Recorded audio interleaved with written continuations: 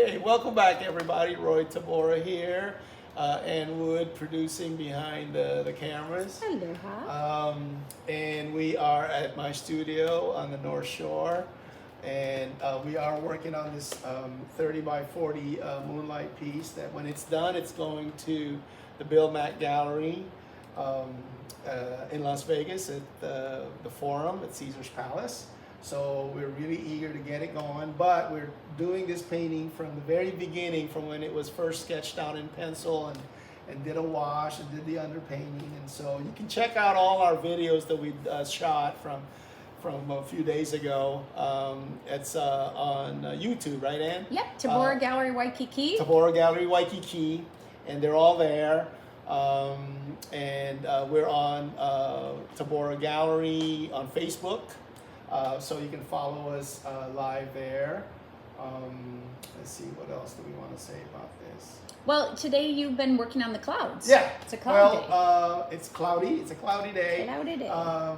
I added a lot. So if you were going to look at this painting before today, you will see that it looks completely different.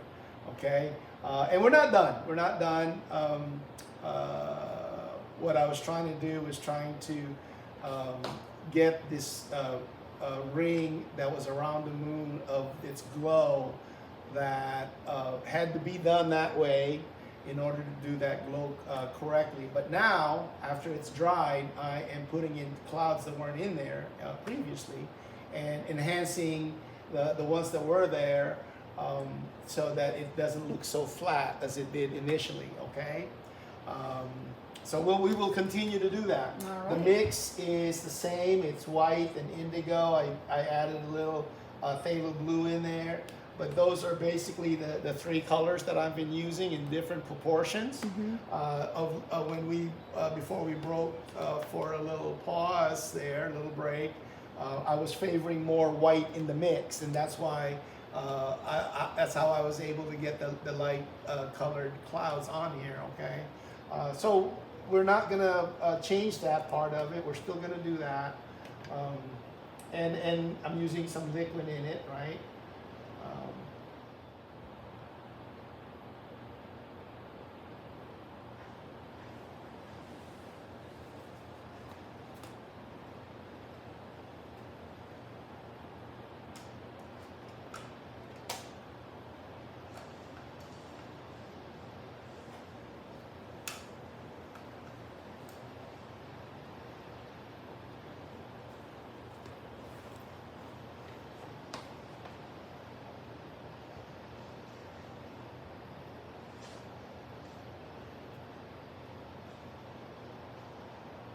Getting some more variety in the different colors of the clouds, right?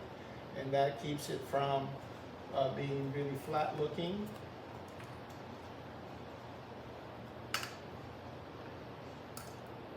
Okay, and maybe we can even, let's see, put some over here that we can bring down into the mountain here.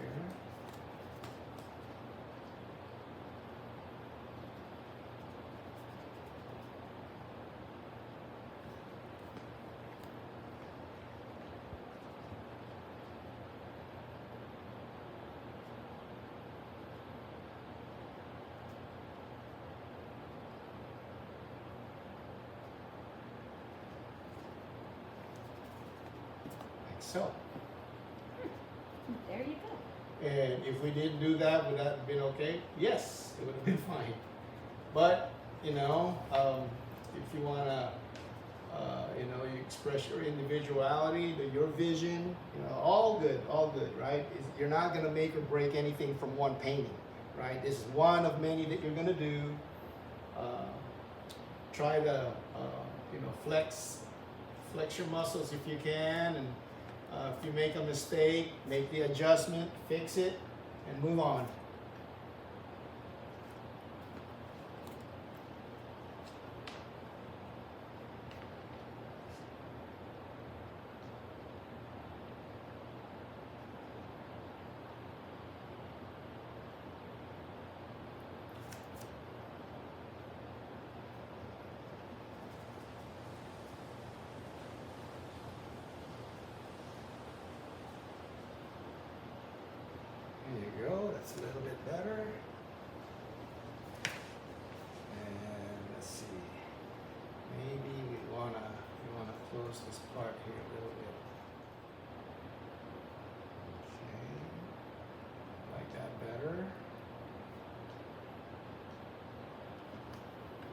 Okay, so basically we wanted to get rid of that ring around the moon that made it look like all the clouds are trying to get out of the way at the same distance away from the moon. But that was a temporary situation, and now we're at that stage where we are going to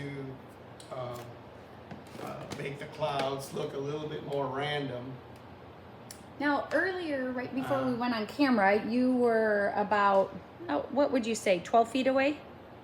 12 feet away? You stood 12 feet away and looked at the painting to Not kind of 12 get... feet. How many feet? 12 feet is over there. Yeah, weren't you standing back here when you Oh, were... when I was running around. Oh, Okay. Yeah, so... Not painting. No, right, not painting, but you're viewing it from different From a angles, distance. kind of checking Right. it out. And Yes. and that's good to let people know, is that you're just not up close. You do take a minute and step back, right? Absolutely, right. I mean, it's hard to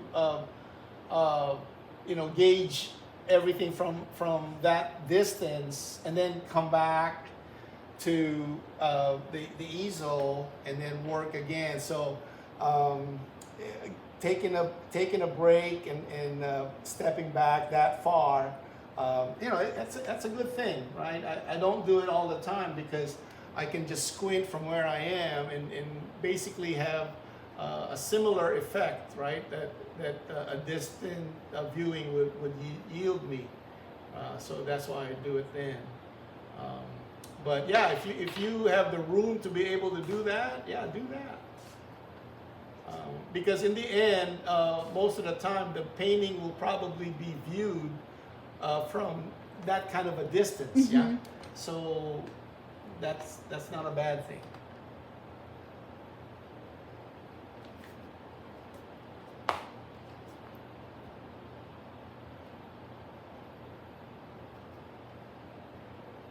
Yeah, look at this brush; it's all beat up, and it's perfect. It's perfect. It's perfect the way it is.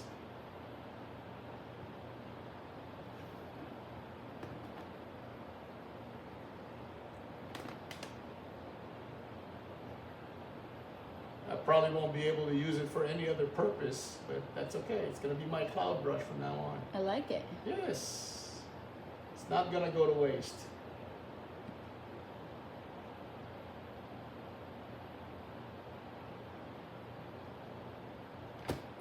Okay. Let's do the same thing here.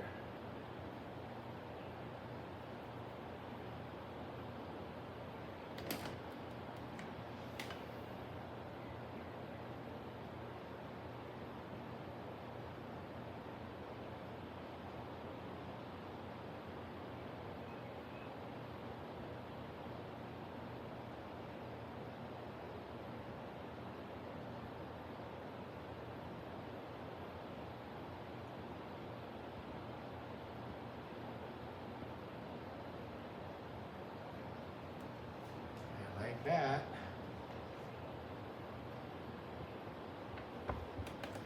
That. And put some here. More weight to it.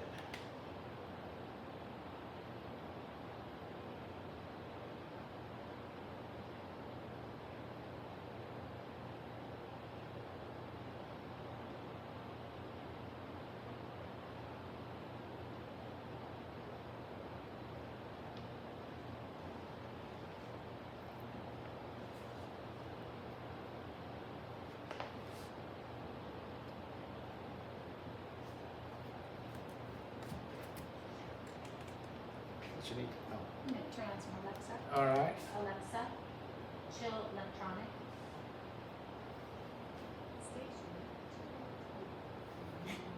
Station?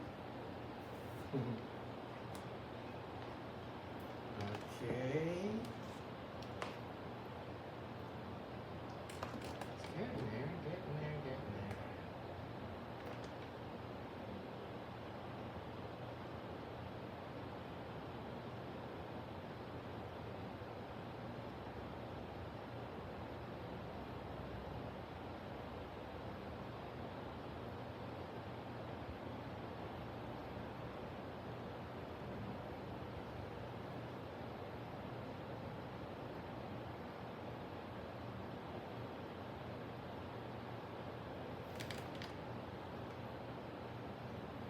Okay, I think that's all we should do for the clouds right now. Nice.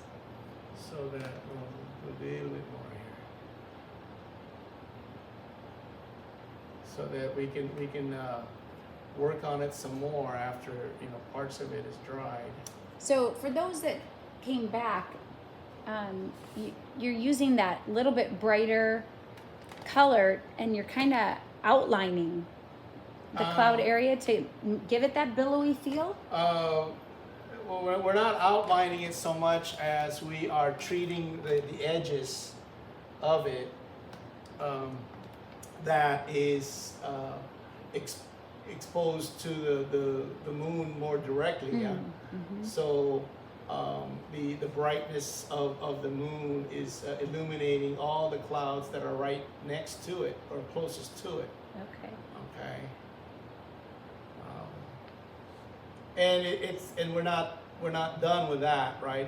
Can it be brighter? Oh, it will be brighter, Mm-hmm. but maybe not right now. And I might, one of the things that I'm always trying to get everybody to understand is we're trying to bring along the painting as one unit as much as possible. So we have to finish the areas of the different areas pretty much about as close to the same time as possible. Obviously, we will have to address certain areas before the others, but you hold back and you don't take it to the limit because you got all the other areas to work on as well. So wait until you get the other areas about the same level, and when they're all about the same level, it's easier to gauge how the painting is looking as a whole, rather than you got one area that looks awesome because it's finished, Mm-hmm. and then the others are gonna sort of make it look bad because it's not, and you're comparing it to an area that's already maxed out, right? So that's not good.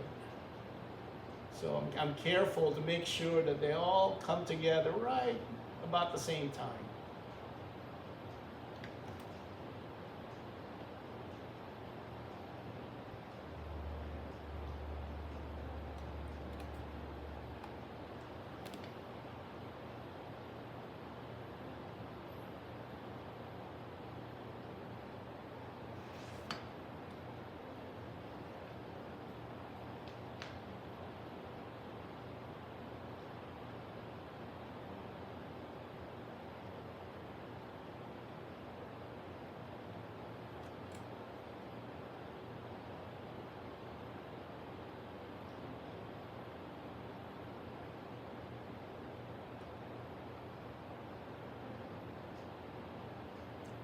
Barely touching it at some parts.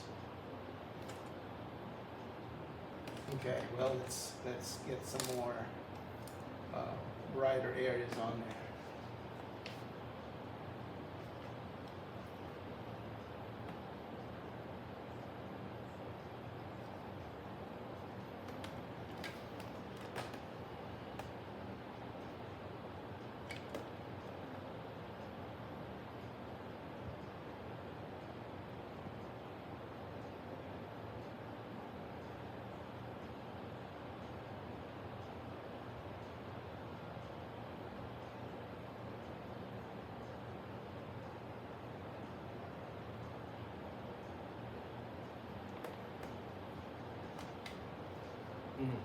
Mixed a little brighter paint up. Well, yeah, I added more white to the mix, right? And I'm already looking at it, looks like it's kind of a little bit on the bright side, so I'm kind of dirtying it up a little bit with some of the existing color that was already in the mix.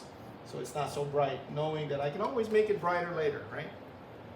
So, there you go. That's much better.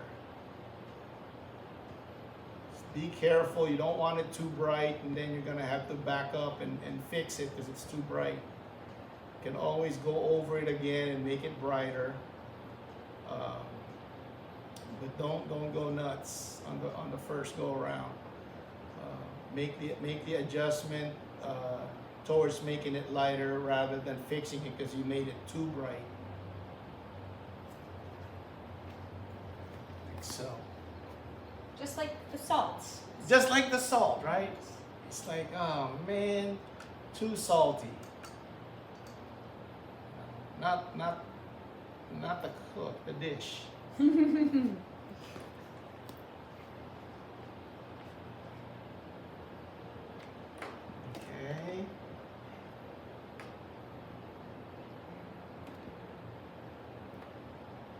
And of course, the paint underneath is still kind of wet, so as you're putting these, this new layer, the light areas, it's gonna pick up some of that paint underneath, right? That's okay. That helps the effect.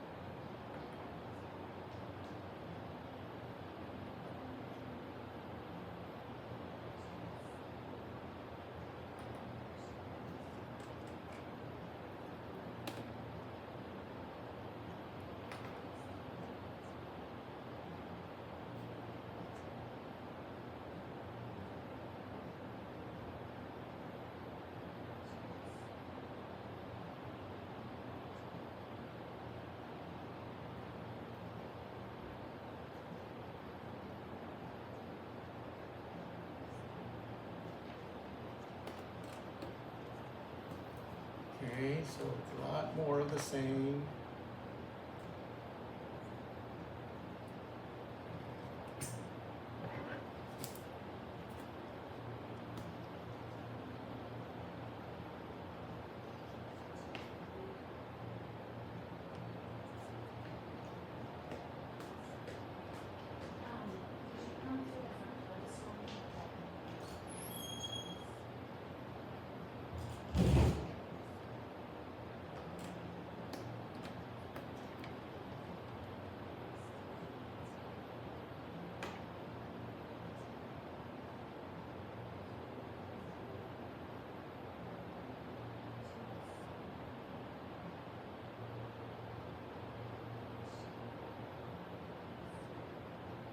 Make sure that there's not a whole lot of different areas where there's an awkward look to it, where there's a really dark spot somewhere that looks like it doesn't belong. And that could happen in real life, but on a painting, the viewer is less forgiving. Yeah?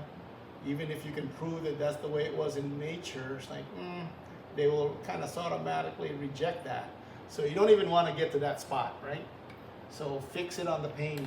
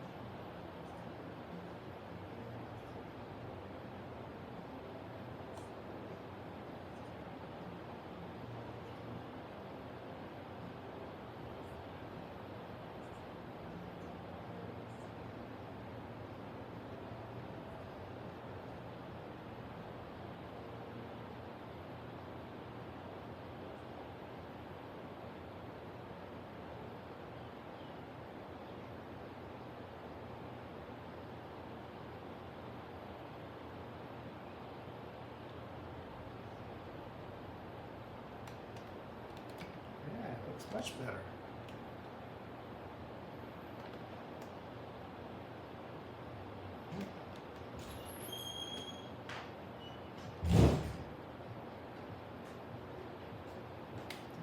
we should just leave the clouds alone for a little while and just maybe go back into it later on after I bring all the other parts further along, and then we will see if the clouds are just fine the way they are, or we need to make adjustments to it to match the rest of the painting, right?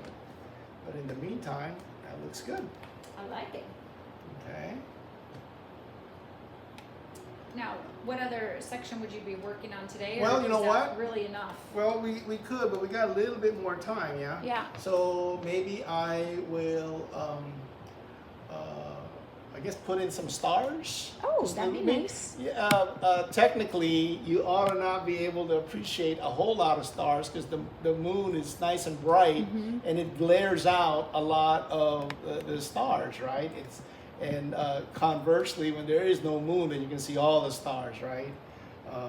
Because they're not glared out. But we'll do a little bit and just suggest it a little bit. They can't be all like really, really bright. Because then it would be technically incorrect to the point where it gets in the way. All right, so we'll do that, and we will use a new brush because we need to get that thing as pointed as possible. Now, do you use a new mixture of paint? No, we're going to use the same, but maybe not. We don't want it bright, too bright, yeah. So we'll still go into the old mix. Right? Now it may look bright because it's going to be up against some dark blue skies, but we'll be as careful as we can about that. And I don't know if you can appreciate that where you are, but.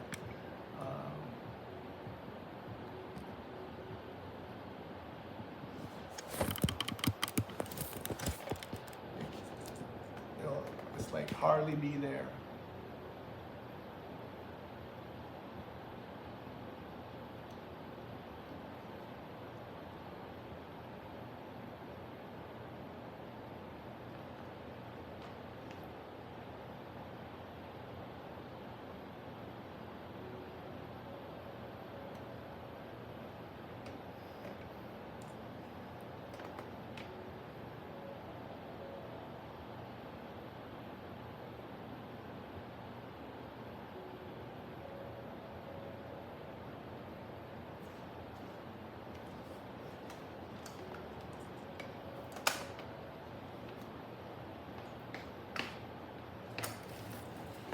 Yeah, almost impossible to see them. They're so little. Yeah, well, and then if it's almost impossible to see, then you're probably doing it right.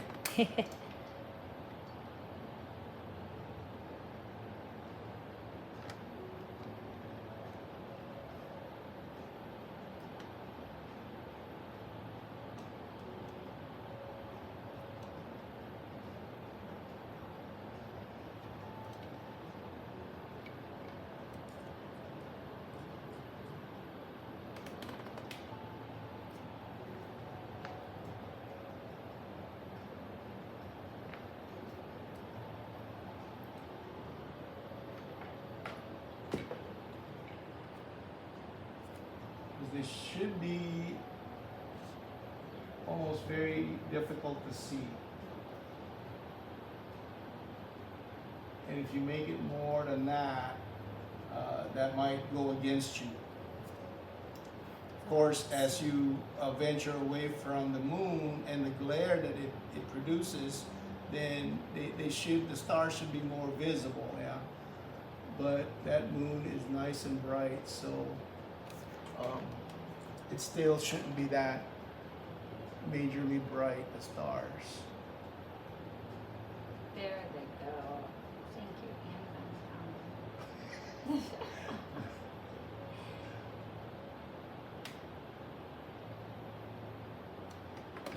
Right?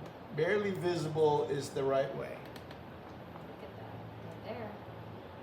They're there. They're there, but you know, you're painting it in such a way that it looks like it's glared out, yeah.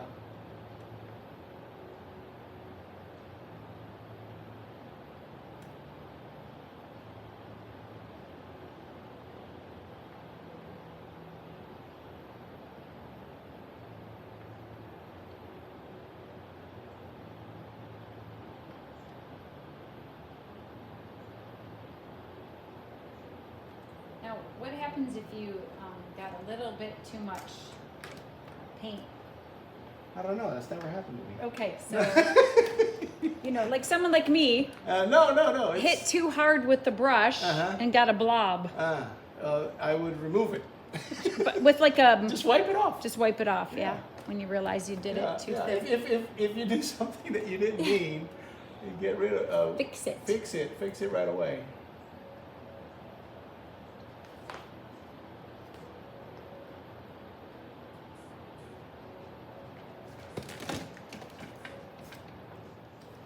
All right, now let's see, what else can we do? Let's shift to another part. Let's work on the mountains again. Okay. Ooh. All right, just a little bit more. Yeah, we got about a half hour. Okay. All right. It's coming together.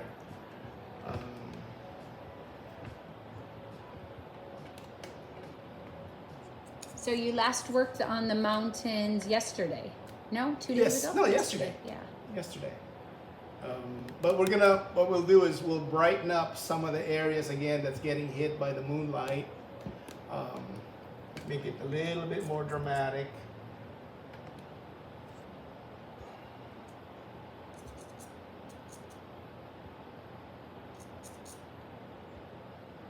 So that's phthalo green that I added on here.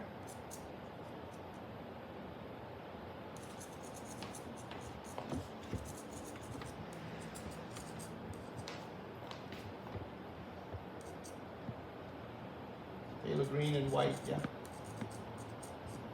Ooh, that's a pretty color. Yeah, it's nice and bright. So it might be too bright.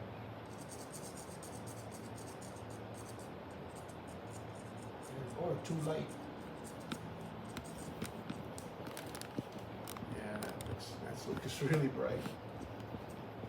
That's the Technicolor. And real light and bright. So we'll just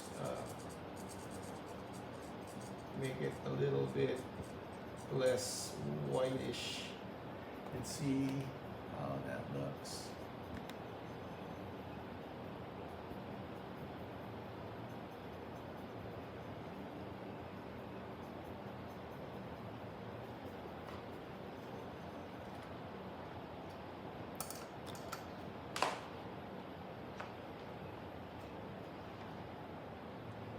Okay, that looks good.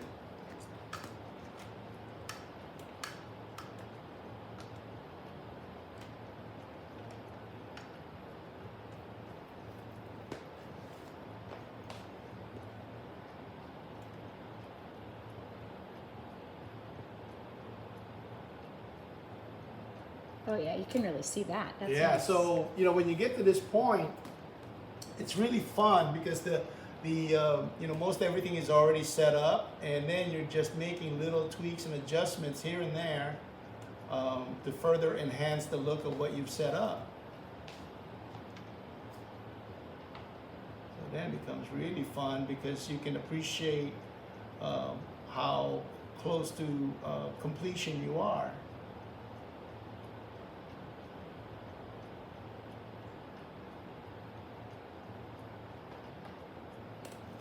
So.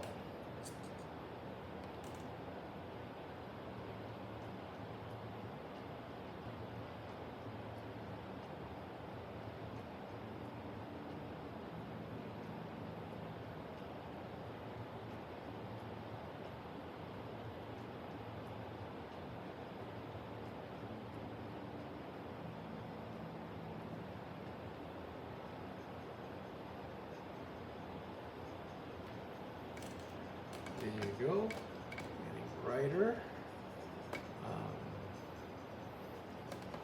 Let's do some more of that. Over here.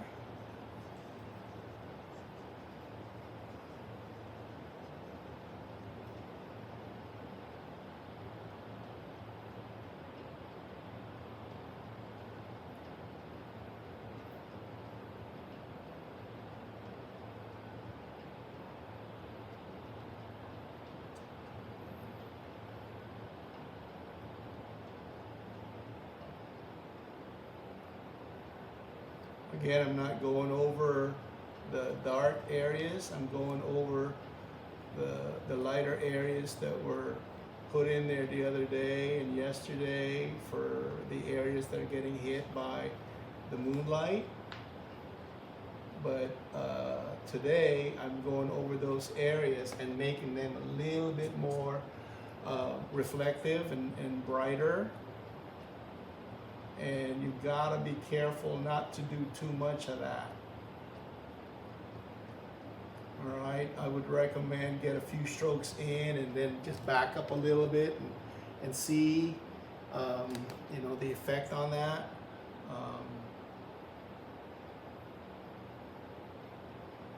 You don't want to go overboard.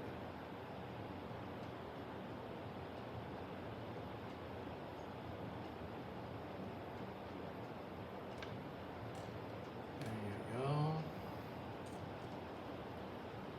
Some more here. Now, as we're getting away from the moon, I will probably just back off of that a little bit.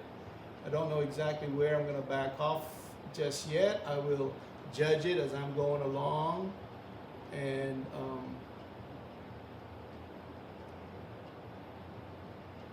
then make determination as to whether or not I should go some more, or that's enough. Yeah, that's enough. I like it. Yeah, and then Gosh, it's just coming together. A little bit at a time. You know, you're putting those bright areas on there, and then, you know, remember the tall grass. I'm gonna do part of it that's getting hit by the moonlight, right? Not the entire thing, but just the parts that were kind of sort of facing it, not too much of it. This is another area where you could do that. There's some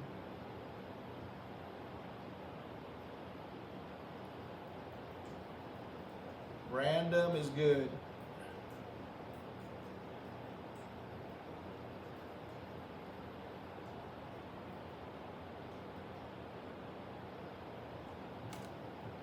Okay, there you go. That's looking really good.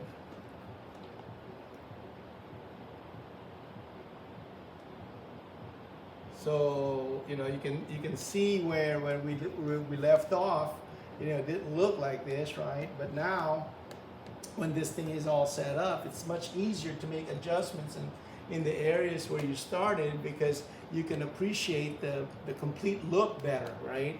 But when it's not complete, you're more prone to an error of overdoing something, because you're basically reacting to what's around it, and if what's around it's not finished, it's going to give you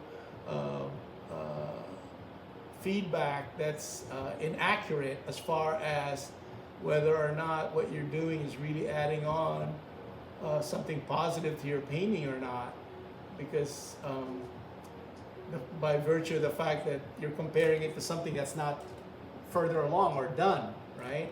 So you're going to get a different read. And if you don't know how to adjust your perception because you just haven't painted enough, then that might lead to some problems. But over time, just like anything else, the more you paint, the more you're going to get a good gauge for stuff like that. So, you know, be okay with the fact that you're going to make a mistake at some point. Like I said, the best painters I know were the ones that made a ton of mistakes. And that's because they were painting a lot, and then they just made the adjustment, and then they were fine.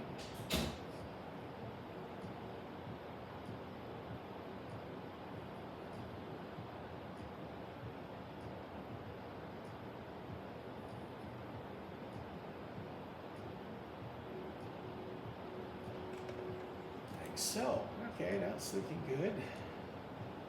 So now let's bring all of that kind of stuff over here to the mountains.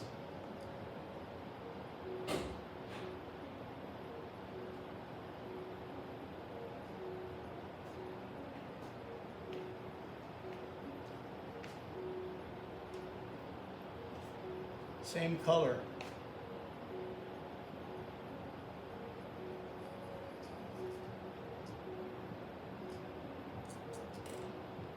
Phthalo green and white.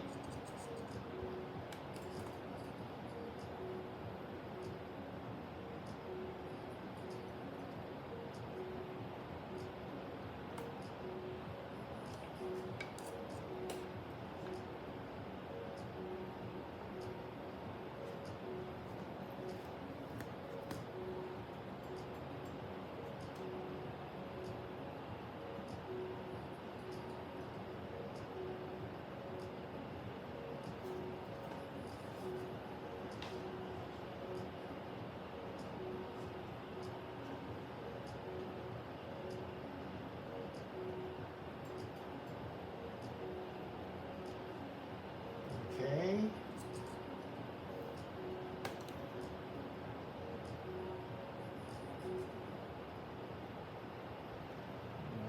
More light on the mountain.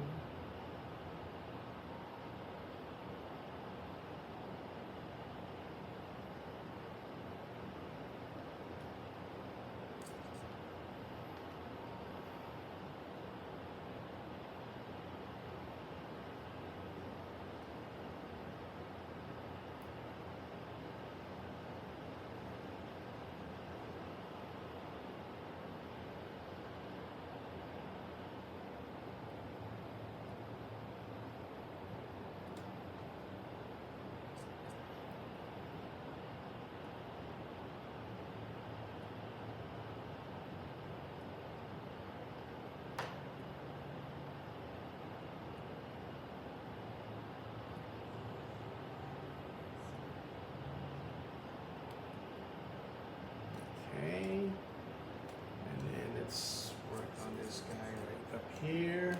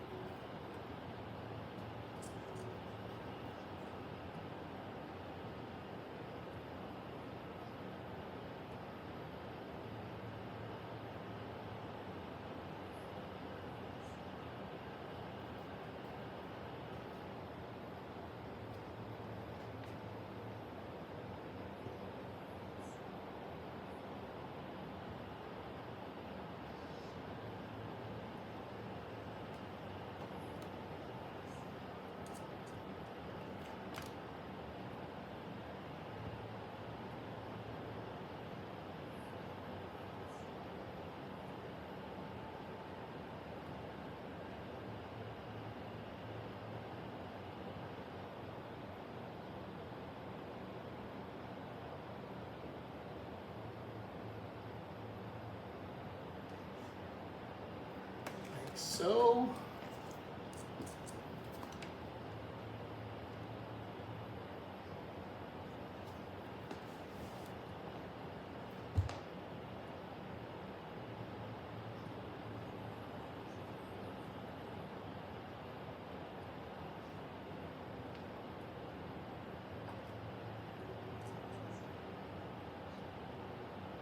Now, pretty much your painting is flat to the touch. It shows a lot of texture from all the ridges that are created in there, but it's not thick paint, Nope, right? nope. It's just different colors, and the size of the strokes will kind of give you that effect visually. Yeah. So, and we're reserving the textured strokes for the for Gladys Knight over here, right? She gets all the good stuff. Well, of course, she's Gladys Knight.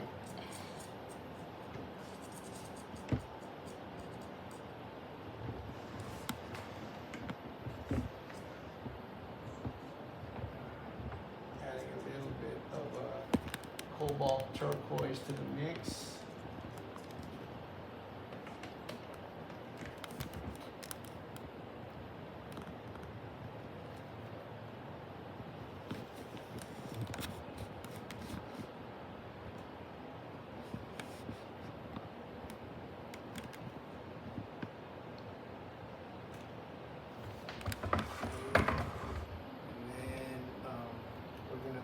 highlights over here, but I don't want it as bright.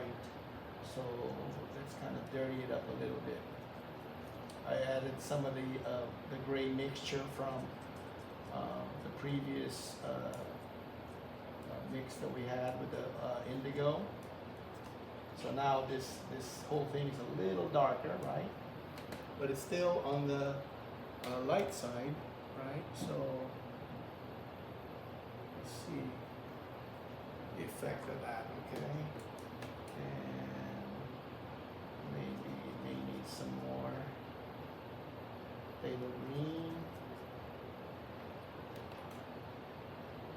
Okay, perfect.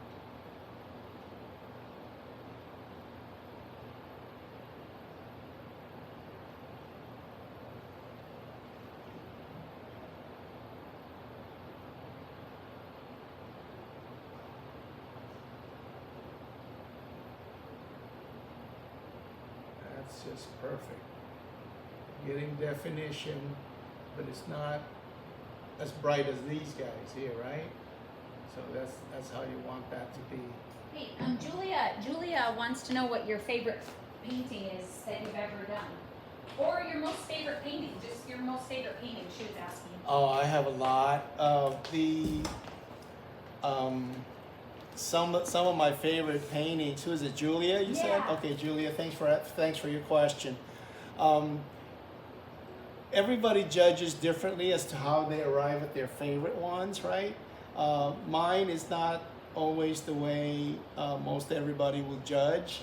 I don't necessarily go after the finished product, the finished painting, as most will, right? My grandfather a long time ago had told me that as you know, we were little kids, so he was talking to us as little kids, right? If you're going to be a painter, okay, you should know that your joy comes from painting, right? The act of painting. If you're a painter, you're a creator. You're creating images, and so your joy should be in the creating part, okay? And that creating part of this whole deal is not something you can transfer to somebody else, right? You can't give that joy to somebody else. It's either yours or it's nobody's. If you miss it, if you're not getting joy out of the act of painting, then it's gone forever, okay? So I don't judge my favorite painting based on how it looked after I was done.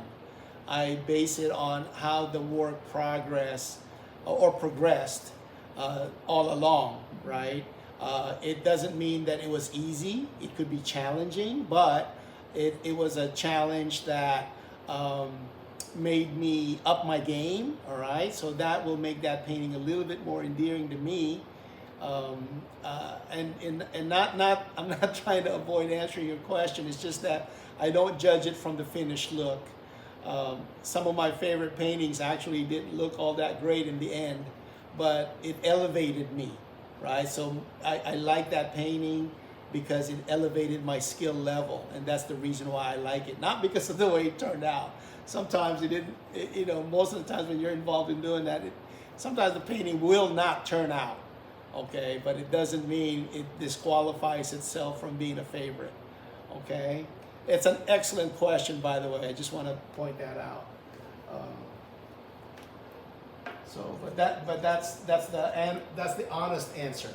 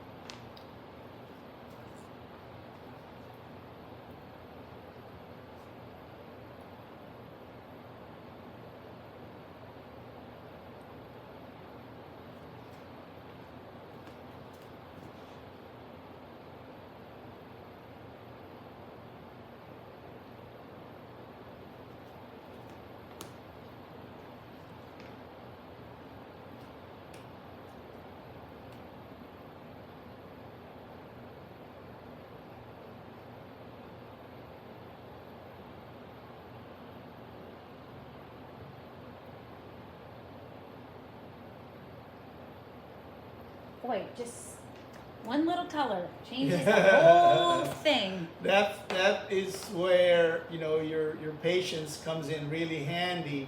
The more you work, the more experience you will gain in knowing where something is going, and knowing that you can predict where it's going. It's really going to help you a lot to be patient with the steps before that moment, right?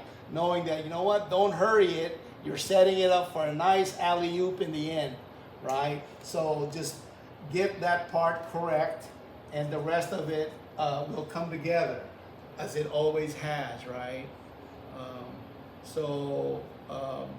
I knew from yesterday that what I had done here, you know, was not the ultimate, right? Because I knew that I'm going to get to this stage where I will complete the alley-oop.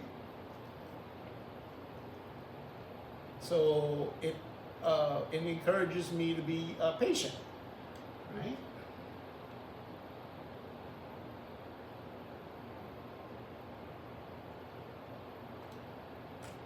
Okay.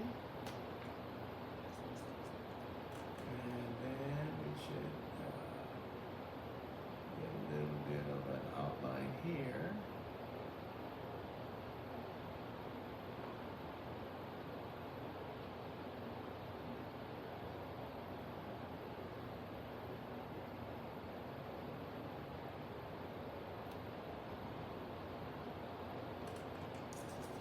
Got about 10 minutes left. Okay.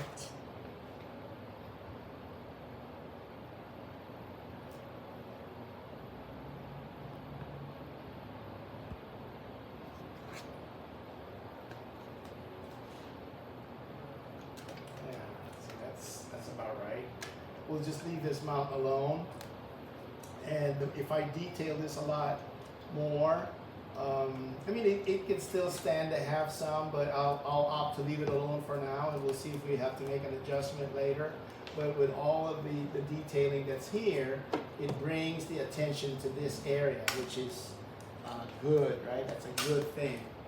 We'll do some more here.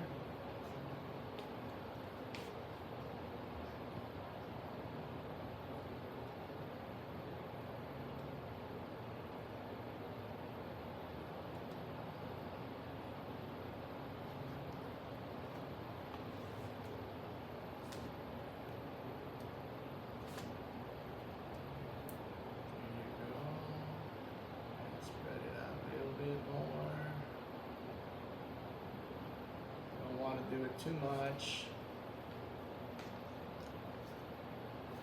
Little by little. There you go. So it's getting there, right?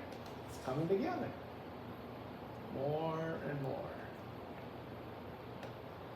And maybe next week is the next time, right? Yep.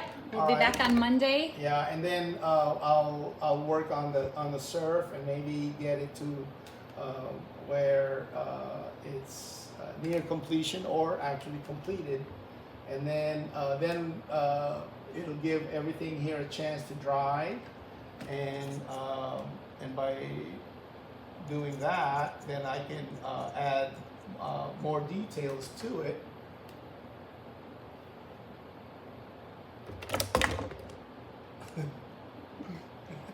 Sweet little noises. The day's not complete without dropping something. That was not a drop. That was just a clink. Clean. A clink. I just was clinking stuff against the easel. You graduated from dropping to clinking. Well, I don't think I've graduated. I've just added. Added to my trouble.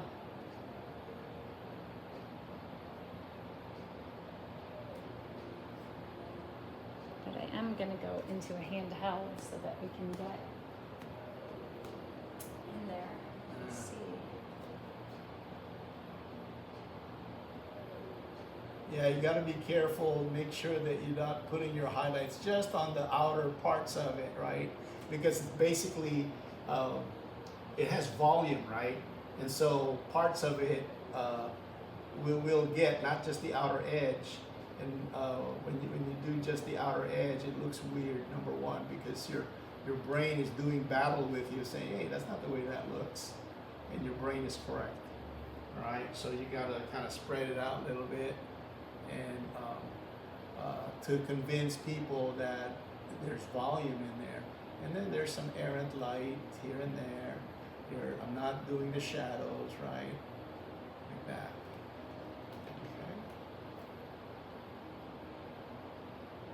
Okay. And then, you know what? Let's work on that. Oops. This is black. Black? Yeah. Ooh.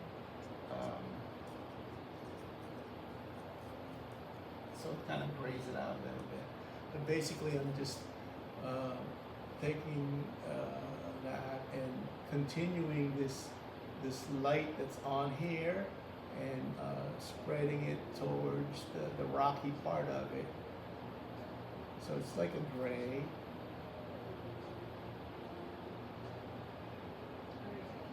Yeah.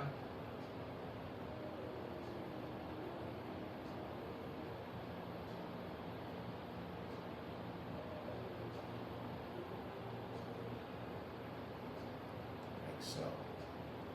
And this guy here too. A little bit.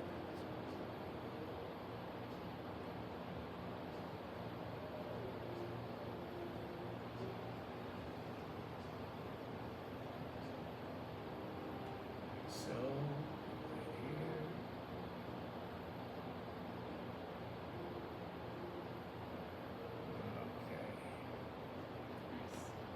Okay. Thanks. Okay, so that's it. So, we will end it right here. Thanks everybody for. There's that drop. There's the drop. That was for Leland. You Lelanded it before it was over, but I was anyway. so close. Oh, and it was my phone too that you dropped. Lucky I had the big fat protective case on it. Okay, all right. But we Sorry about thank that. thank you everybody for joining us, and I hope you were able to get something out of all of what I was talking about, and that would help you with your work. We appreciate the questions and the comments and all of that. If you forgot to ask some questions, jot it down for next time, and you can ask any questions about any stage of what I was doing. I should be able to answer it without it being a current question, all right? It doesn't have to be. And it can be a general question about art as a whole. It doesn't even have to be about the painting. So don't worry about that. Any questions at all that you think could help you if it got answered, go ahead and do that. If I know the answer, I will share it with you. Okay? So until next time, aloha from the North Shore of Oahu up in my studio in Pupukea. Say goodbye, Ann. Aloha to you all. All right, we'll see you next time. Have a great weekend, everybody. Happy painting. Aloha. Bye-bye.